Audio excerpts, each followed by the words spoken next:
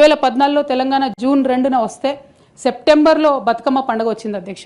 నేను అంతకుముందు తెలంగాణ జాగృతి నుంచి దాదాపుగా 8-9 సంవత్సరాల నుంచి కంటిన్యూస్గా బతుకమ్మ పేరుతోని ప్రతి సంవత్సరం కార్యక్రమాలు చేసేదాన్ని అధ్యక్ష. 2014లో వచ్చినటువంటి బతుకమ్మ, తెలంగాణ రాష్ట్రం ఏర్పడ్డ తర్వాత వచ్చినటువంటి మొదటి బతుకమ్మ నుండే నా మీద రిస్ట్రిక్షన్స్ ప్రారంభమైనాయి అధ్యక్ష. పొలిటికల్ పార్టీలో ఒక వ్యక్తిని స్వేచ్ఛను ఎట్లా హరిస్తారని చెప్పడానికే ఎగ్జాంపుల్ చెప్తా ఉన్నాను అధ్యక్ష.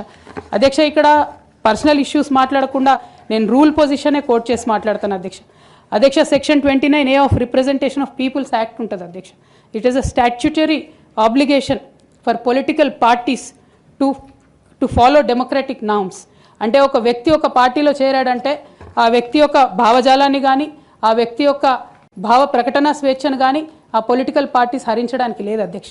నేను గత 8 సంవత్సరాలుగా ఇండిపెండెంట్గా ఒక వ్యక్తిగా సంస్థను నడుపుతూ చేస్తున్నటువంటి ప్రయత్నాలని అడ్డుకట్ట వేయడానికి మొదటి రోజు నుంచే ప్రయత్నం జరిగింది అధ్యక్ష.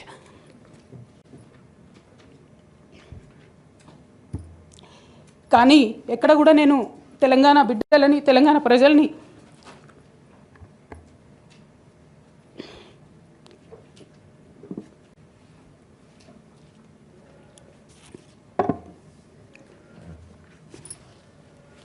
వాళ్ళను డిసప్పాయింట్ చేయదు కాబట్టి నవ్వుతూ పనిచేస్తూ వెళ్ళిపోయిన అధ్యక్ష.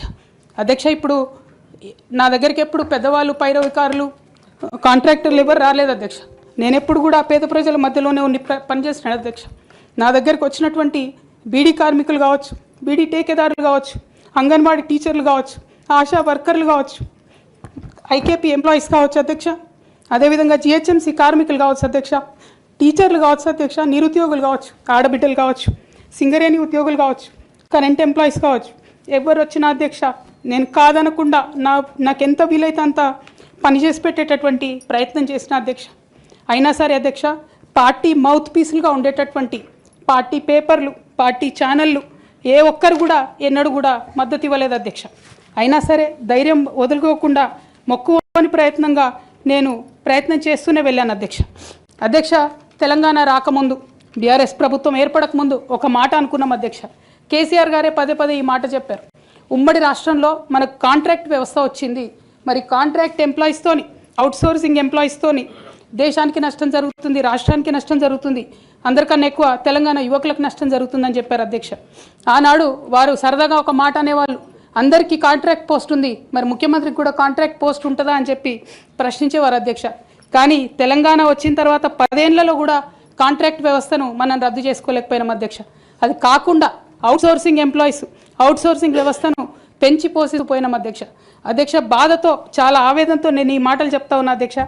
తెలంగాణ సమాజానికి ఏదైతే ప్రశ్నించడం నేర్పించినటువంటి బీఆర్ఎస్ పార్టీ అధ్యక్ష, అంతర్గత వేదికలలో అనేక సందర్భాలలో నేను ప్రశ్నిస్తే అధ్యక్ష నా మీద కక్ష కట్టారు అధ్యక్ష.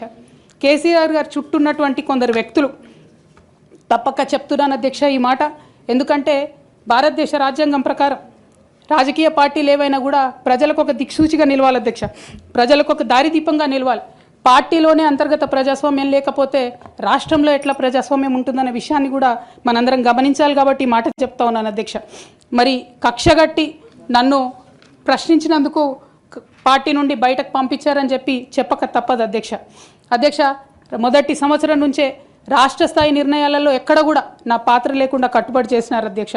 ఇవాళ ఆనాడు బాధపడ్డా ఇవాళ నేను సంతోషపడతా ఉన్నా అధ్యక్ష. ఎందుకంటే అధ్యక్ష, ధర్నా చౌక్ రద్దు చేయడం అనేటటువంటిది ప్రజాస్వామిక హక్కుల్ని కాలరాయడంలో మొదటి మెత్త అధ్యక్ష.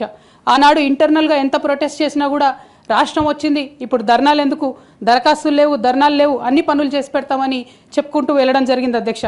అట్లానే రైతులకు జరిగినటువంటి అక్రమ అరెస్టులు అధ్యక్ష, ఇవాళ ఒక్కొక్క దగ్గర నుంచి రైతులు మాట్లాడుతూ ఉంటే బాధ తట్టుకోలేకపోతున్నాం అధ్యక్ష. అదేవిధంగా పార్టీలో జరుగుతున్నటువంటి అవినీతి అధ్యక్ష, ప్రభుత్వంలో జరుగుతున్నటువంటి అవినీతిని ఎప్పటికప్పుడు నేను వారి దృష్టికి తీసుకెళ్లడం జరిగింది అధ్యక్ష.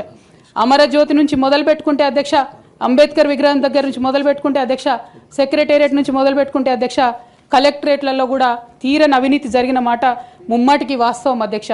దీనికి పెద్ద ఉదాహరణలు సిద్దిపేట, సిరిసిల్లలో కట్టినటువంటి